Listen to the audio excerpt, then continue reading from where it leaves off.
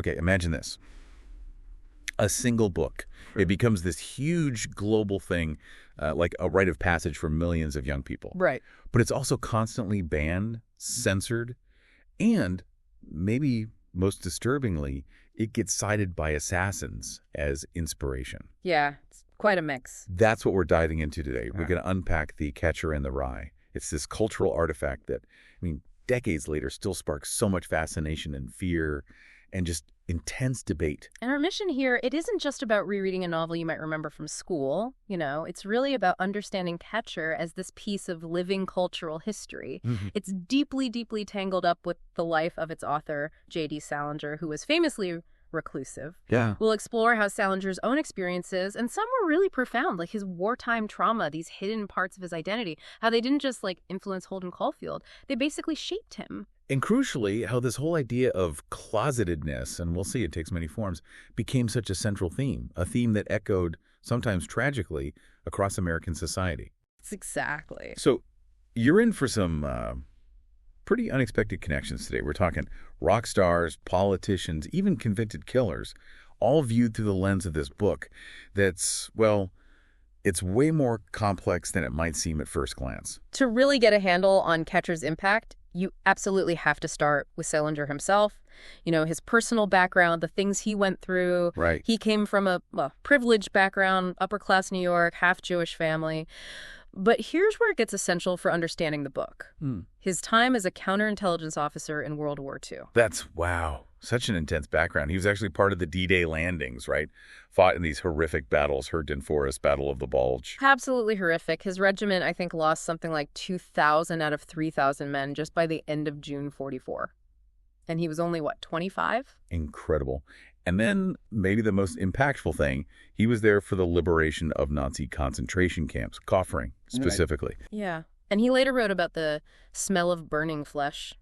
Said it's something that never really leaves your memory. How much of that direct, visceral horror do you think just bleeds into the emotional core of Catcher? Oh, it's impossible to overstate it, really. Those experiences, by many accounts, left him a broken man. They fueled this deep, deep disillusionment with America itself. How so? Well, he saw the kind of overt anti-Semitism in American institutions, like Ivy League universities, and he saw it as disturbingly similar to the white supremacist ideology he'd just fought against in Germany. For Salinger, it seems, Jews in America were sort of conditionally white, allowed into society only if they played by the rules, assimilated, upheld the existing power structures. Right. Before the full scale of the Holocaust was widely understood. Yeah, in some contexts, Jews were even seen culturally as literally black. It highlights the kind of precarious position he felt. And this wasn't just a feeling, was it? It was embedded in the system. The Ivy League at the time, it was actually a major hub for the U.S. eugenics movement. That's right. A really disturbing movement aimed at basically discouraging procreation among poor people and minorities. It even influenced Nazi practices, tragically. So Salinger's own murky status as a Jew in this conditionally white America must have just profoundly shaped how he saw everything. Absolutely vital context. And get this. He started writing Catcher in the Rye, large parts of it while he was still in the war. No way. Yeah. And even more astonishingly, shortly after liberating the Kaufering camp, he checked himself into a psychiatric hospital in Nuremberg.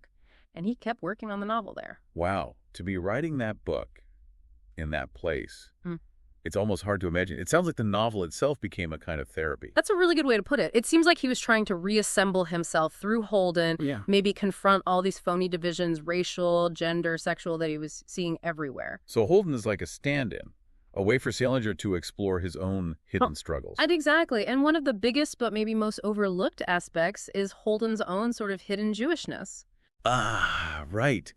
He goes out of his way to hide it, doesn't he? Claims he's Catholic, gets annoyed when people ask. He does. And this conspicuous omission, as some scholars call it, it's not just a minor detail. What's the significance then? Well, it seems to directly mirror Salinger's own complicated relationship with his Jewish identity. He actually apparently tweaked Holden's parents' backgrounds from his own to make Holden technically fully Jewish by Orthodox law, but then deliberately obscured that in the novel. Interesting. So this hidden identity, It kind of drives Holden. It becomes this engine, yeah. It pushes him to constantly identify with the outsiders, the downtrodden, the people who don't quite fit in. And it fuels that intense hatred of phoniness, especially the kind he sees in the exaggerated macho male performance at Pensy Prep. Oh, definitely. You see it in how he feels about guys like Stradlater, the athletic types. He suspects Stradlater of being sexually aggressive, and he's deeply worried about Jane Gallagher, afraid her stepfather might have abused her.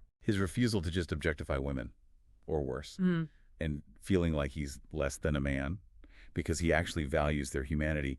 It's such a contrast to the dominant culture he's describing. It really is, though he wrestles with it himself, right? Sometimes he criticizes that macho stuff, but then he slips into these, like, gangster fantasies himself. Yeah. He links feeling abnormal or inadequate to not being able to perform that kind of masculinity. And his dead brother, Allie, becomes this symbol of an alternative. Intelligent, sensitive, vulnerable, turning a baseball mitt into, like, a place for poetry. That's a powerful image against the jock culture. What I find really compelling, too, is how Holden's own, tenuous whiteness, his discomfort with his own privilege, seems to fuel his empathy. How do you mean? Well, think about his worry for the ducks in Central Park. It's something a lot of privileged New Yorkers might not even notice, right? Yeah. Or how he prefers Native Americans to Christopher Columbus.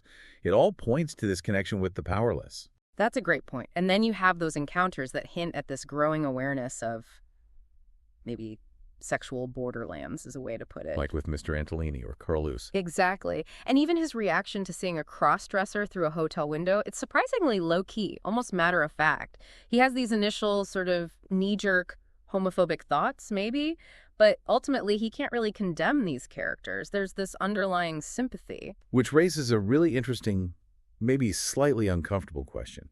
Could Salinger's own private struggles, there were reports of a physical deformity and his lifelong attraction to very young women, which many see as deeply problematic. Could that have somehow influenced Holden's compassion, created this complex desire to protect the vulnerable, maybe even from impulses he recognized in himself? It's a complex and unsettling thought, for sure. And all the references to age in his writing, naming towns Hagerstown. It almost seems like he's projecting his own anxieties about innocence and corruption onto Holden's obsession with protecting kids from phoniness. It's a powerful connection to draw. It's like he's trying to shield others, maybe even himself, from the very things he critiques. But ultimately, all this deep internal feeling leads to Holden's big contradiction.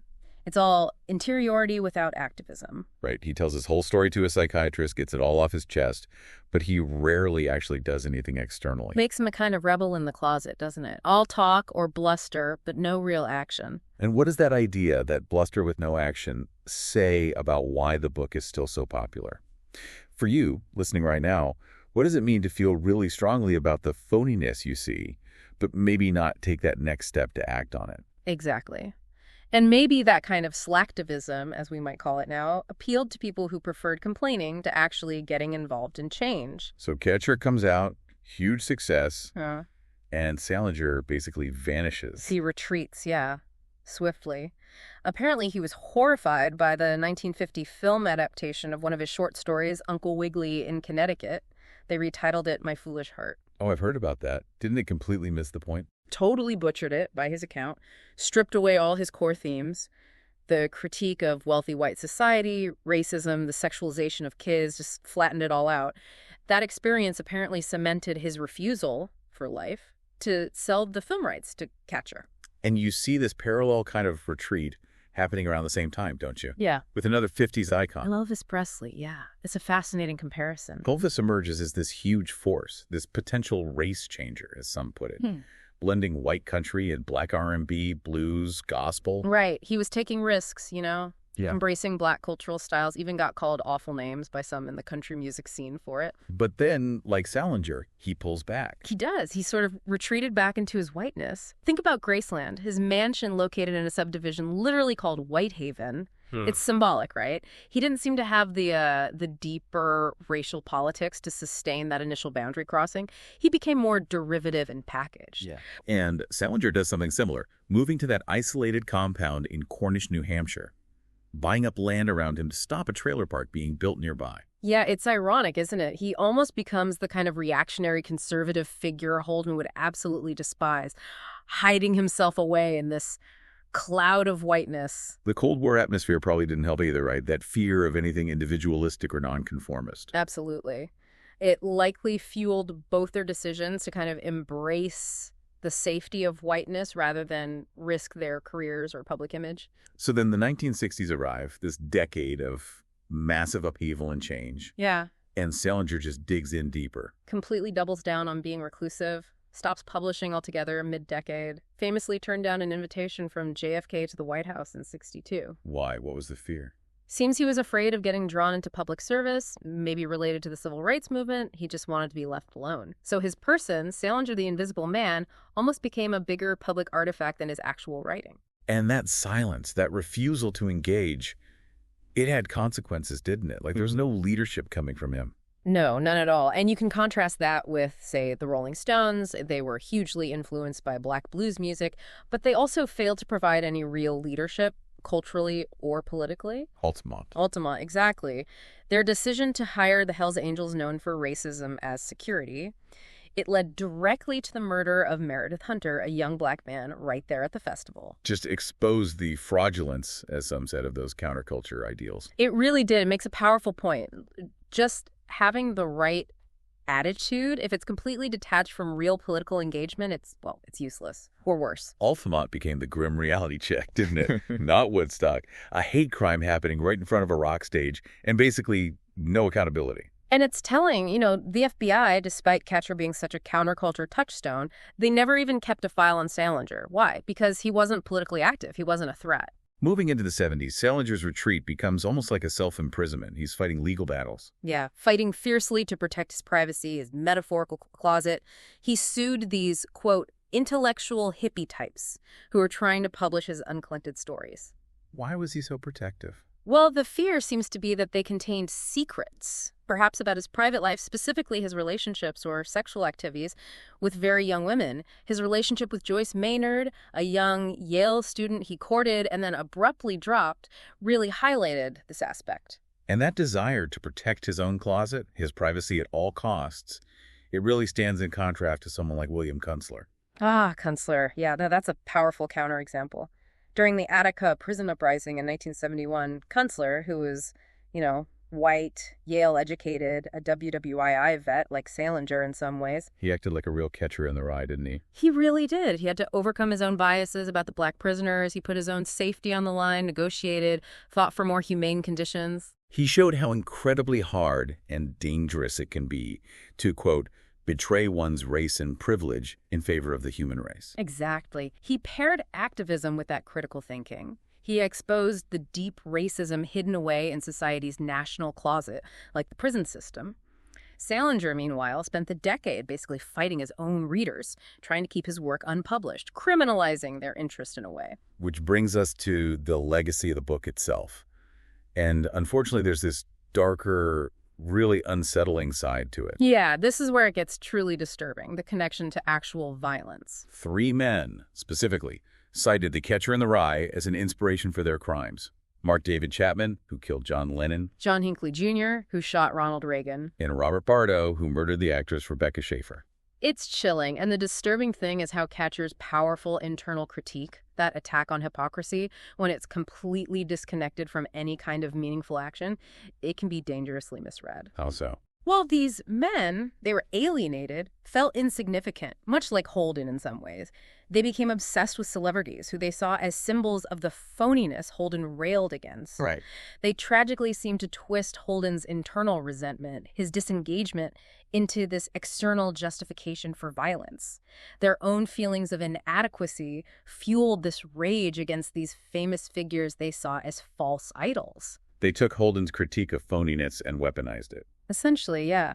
A terrifying misreading of the novel's internal struggle. Then, moving into the 80s and beyond, you see other kinds of appropriations, maybe less violent but still problematic, like the idea of racial appropriation. Right. Vanilla Ice is often brought up as an example of that inauthentic racial crossover. Capitalizing on stereotypes of black culture for commercial success. Exactly. Creating this kind of portable blackness, something he could put on and take off, unlike the lived reality for actual black individuals.